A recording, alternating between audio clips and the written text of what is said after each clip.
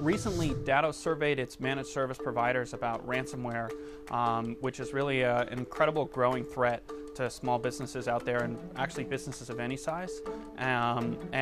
We found really alarming results, just that the rate of ransomware infections is growing at an incredible rate. Ransomware is different than your typical cyber attack in that they're not out to steal data from you per se, as much as they are, imagine like a burglar might break into your home and take your TV, but in the case of ransomware, they're going to break into your home, change your locks, put bars over the door, and tell you have to pay them in order to get back into your house again.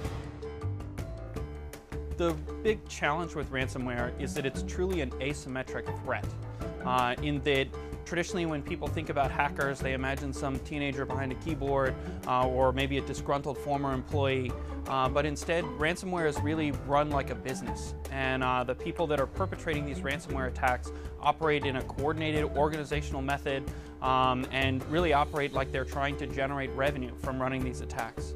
So for lots of businesses, it's a truly asymmetric threat, and their ability to really defend themselves ahead of the ransomware infection can be very hard.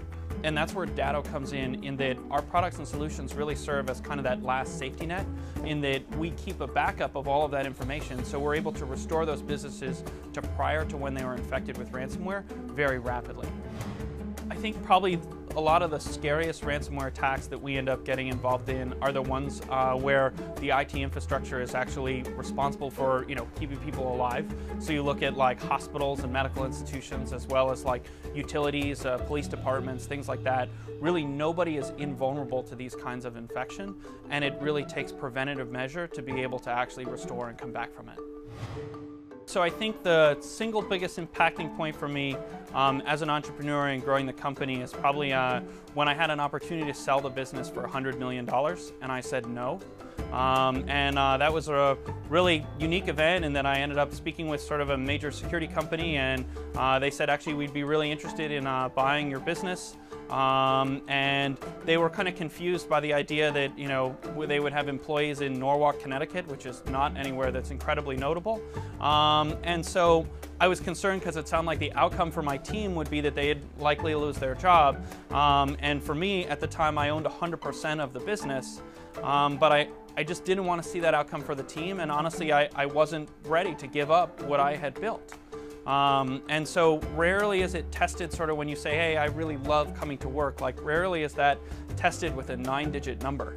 And I said no to it. And after saying no to that, I realized that, one, I had to make this not a bad decision. I had to make this decision a good choice in my life. And so that meant getting a lot more serious about growing the business, and getting a lot more serious about making sure that I put the right pieces in place so that my employees would be taken care of should another opportunity like that arise.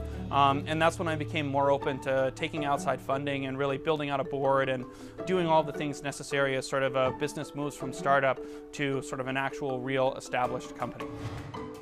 Starting right out of school, it was just me, and I ran up $80,000 in credit card debt to get the business off the ground and rolling, and there were some very tenuous moments in those early days.